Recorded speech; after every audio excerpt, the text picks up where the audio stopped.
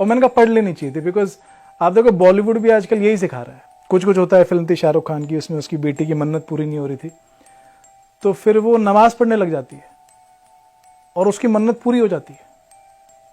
बाप हिंदू, मतलब बाप का कैरेक्टर हिंदू, लड़की हिंदू, और उनकी मन्नत नमाज पढ़ के पूरी हो रही है।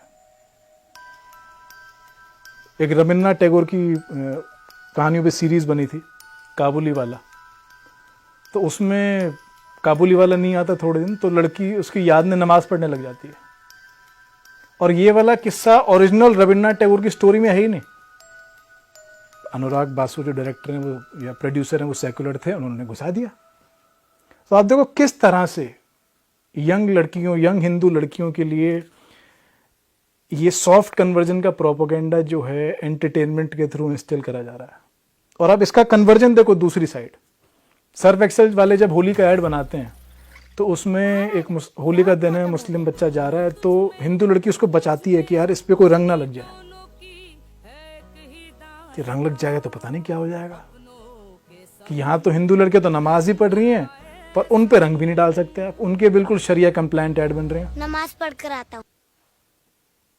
तो इस थॉट प्रोसेस को आप समझो, ये वैक्यूम में नहीं हो रहा है।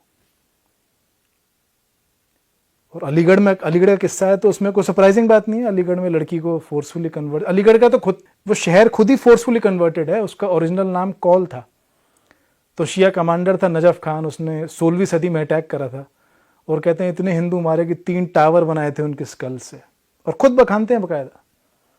इतने मंदिर तोड़े थे उस समय कि आज भी आप देखो वहां पे खेतों की खुदाई में मूर्तियां निकलती हैं।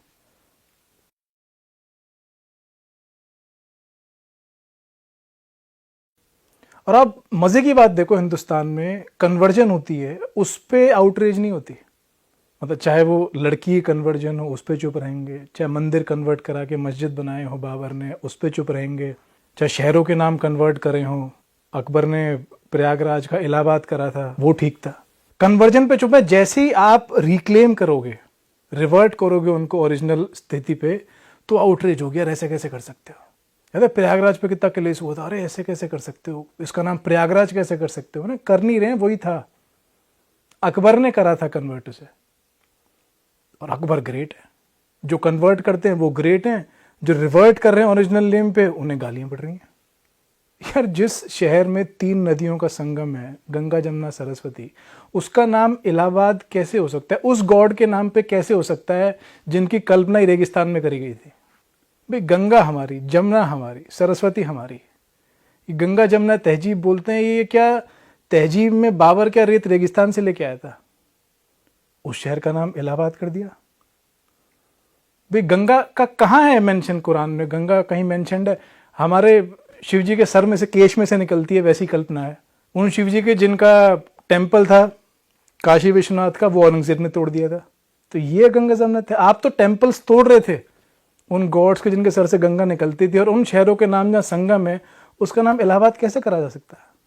अभी अजमेर शरीफ पे एक आदमी खड़ा होकर बोलने लग गया कि शहरों के नाम, इलाहाबाद का नाम प्रयागराज कर दिया, हमारी हिस्ट्री में हटाई जा रही है।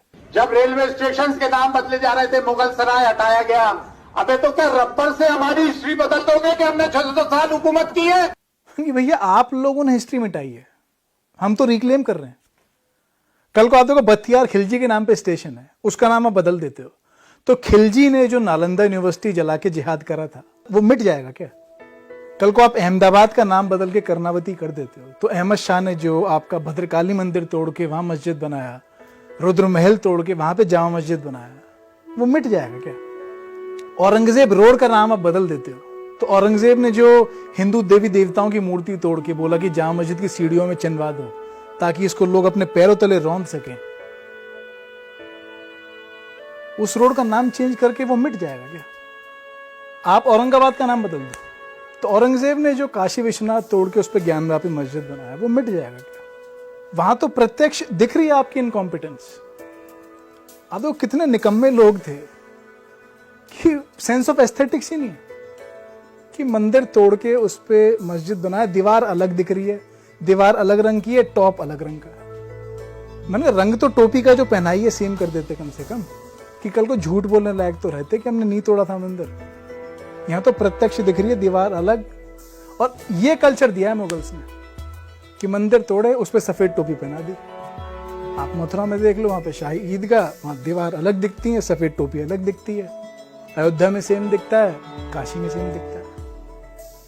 माल्टा में आपके सिकंदर शाह ने आदिनाथ मंदिर को तोड़ के अदीना मस्जिद बनाया, वहां पे आपको पिलर्स अलग दिख रहे हैं, टॉप स्ट्रक्चर अलग दिख रहा है।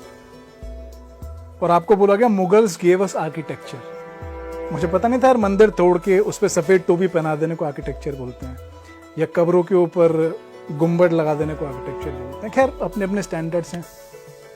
उन्होंने हमें आर्किटेक्चर दिया, किन्हें? जिन्होंने मीनाक्षी टेम्पल बनाया, जिन्होंने एलोरा में एक पत्थर में से कैलाश टेम्पल बनाया, आउट ऑफ वन रॉक। उन्हें मुगलों ने आर्किटेक्चर दिया, जो उनके आने से पहले बन चुका था। खैर, अब गलतफहमियों के सारे ही आप देखो, सेकुलरिज्म कायम है इस मुल्क का।